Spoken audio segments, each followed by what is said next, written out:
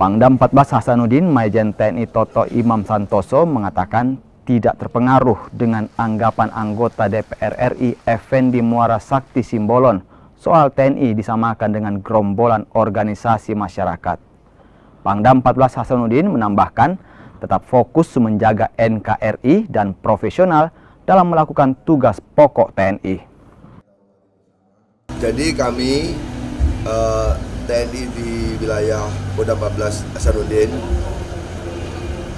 baik Angkatan Darat, Laut dan Udara, tadi pagi juga dengan kepolisian, kita semua tetap solid dan kompak.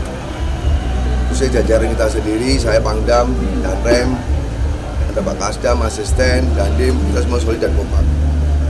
Dan melaksanakan tugas pokok, bagaimana menjaga keutuhan dan kedaulatan NKRI. Jadi kita tidak terpengaruh dengan pernyataan itu, kita tetap loyalitas tegak lurus pada atasan kita, Bapak Kasat dan juga Panglima TNI. Kita kompak menjadi satu.